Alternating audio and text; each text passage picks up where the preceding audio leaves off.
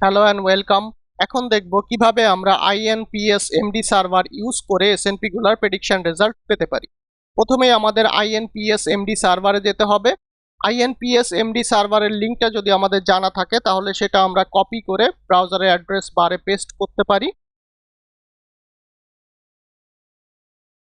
এটা হচ্ছে INPS-MD সার্ভারের হোম পেজ। INPS-MD সার্ভারের লিঙ্কটা ভিডিও ডেসক্রিপশন বক্সে দেওয়া আছে। এখানে দুইটা ওয়েতে প্রেডিকশন করা যায়, একটা হচ্ছে সিকোয়েন্স থেকে, আরেকটা হচ্ছে 3D স্ট্রাকচার থেকে। যদি আমাদের প্রোটিনের 3D স্ট্রাকচার না থাকে তাহলে আমরা এই অপশনটা ইউজ করতে পারি, মানে INPS প্রেডিক্টর ফ্রম সিকোয়েন্স। আমাদের যেহেতু 3D স্ট্রাকচার আছে সেহেতু আমরা INPS predictor from protein 3D structure এটাতে ক্লিক করব। এখন আমরা ইনপুট অপশনগুলো একটু দেখে আসি। এখানে আমাদের প্রোটিনের 3D স্ট্রাকচারটা PDB অথবা প্রোটিন ডেটা ব্যাংক ফরম্যাটে দিতে হবে।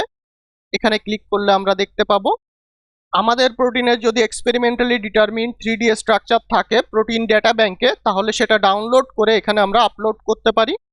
এছাড়াও এখানে মডেলড অথবা প্রেডিক্টেড PDB স্ট্রাকচার আপলোড করা যায়। আমরা প্রিভিয়াসলি আলফা ফোল্ডের যে প্রেডিক্টেড 3D স্ট্রাকচারটা ডাউনলোড করেছিলাম সেটা এখানে ইউজ করতে পারি। এরপর এখানে একটা মিউটেশন ফাইল দিতে হবে। এখানে ক্লিক করলে আমরা ফরম্যাটটা দেখতে পাবো। মিউটেশন অথবা সাবস্টিটিউশন গুলো কনভেনশনাল অন লেটার ফরম্যাটে অথবা স্ট্যান্ডার্ড অন লেটার ফরম্যাটে দিতে হবে। মানে প্রথমে থাকতে হবে হচ্ছে ওয়াইল্ড টাইপ রেসিডিউ, এরপরে হচ্ছে amino acid position in the protein sequence, এরপর হচ্ছে মিউটেটেড রেসিডিউ, এরপরে এখানে প্রোটিনের চেইন আইডিটা দিয়ে দিতে হবে। এখন আমরা আমাদের স্ট্রাকচারটা আপলোড করি। আমাদের আলফা ফোল্ড থেকে ডাউনলোডেড ফাইলটা আছে হচ্ছে এখানে, এটাকে আমরা চুজ করলাম। এখন আমাদের মিউটেশন ফাইল দিয়ে দিতে হবে। এই মিউটেশনগুলো আমরা কোথায় পাবো? আমরা F2 স্কোরিং এ গেলে এই মিউটেশনগুলো পেতে পারি স্ট্যান্ডার্ড অথবা কনভেনশনাল অন লেটার ফরম্যাটে। এখান থেকে এটাতে আমরা ক্লিক করি।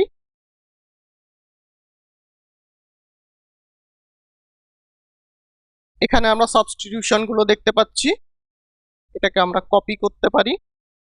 এখন একটা আমাদের ফাইল ক্রিয়েট করতে হবে।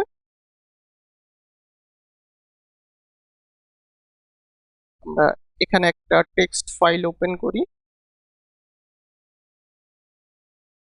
এটা হচ্ছে INPS-MD, এটাকে আমরা এখানে পেস্ট করলাম। এটাকে আমরা ডিলিট করে দিলাম। এরপর কন্ট্রোল-S দিয়ে এটাকে সেভ করলাম। এখন আমরা সার্ভারে যাই, এখানে চুজ ফাইলে ক্লিক করি। এখান থেকে আমরা আমাদের টেক্সট যে ফাইলটা আছে সেটাকে আপলোড করি। এখানে আমাদের PDB চেইন অথবা চেইন আইডি দিতে হবে। আমাদের ক্ষেত্রে চেইন আইডিটা হচ্ছে A। এরপর আমাদের সাবমিট জবে ক্লিক করতে হবে। প্রেডিকশনটা কমপ্লিট হতে একটু টাইম লাগবে। প্রেডিকশনটা কমপ্লিট হওয়ার পরে এখানে আমরা রেজাল্ট দেখতে পাবো। এখানে আমরা আমাদের জবের কারেন্ট স্ট্যাটাসটা দেখতে পাচ্ছি। আমাদের প্রেডিকশনটা কমপ্লিট হয়ে গিয়েছে। আমরা যদি এখন ডিসপ্লে রেজাল্টে ক্লিক করি এখানে আমরা আমাদের মিউটেশনগুলো দেখতে পাচ্ছি।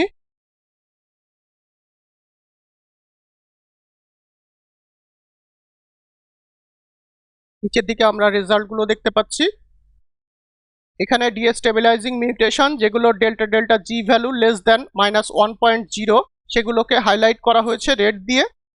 এখন আমরা ডাউনলোড রেজাল্টসে যাই এবং এখানে যে মিউটেশন এবং ডেল্টা ডেল্টা জি এর ভ্যালু আছে এটাকে কপি করব।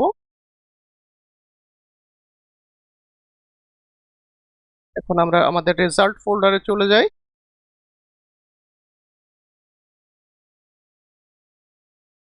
এখানে একটা টেক্সট ফাইল ক্রিয়েট করি, সেটা হচ্ছে INPS-MD। এখন এটাকে আমরা পেস্ট করলাম, এরপর কন্ট্রোল-S দিয়ে সেভ করলাম। এখন তাহলে দেখলাম কিভাবে আমরা INPS-MD সার্ভার ইউজ করে SNP গুলার প্রেডিকশন রেজাল্ট পেতে পারি। Thank you everyone.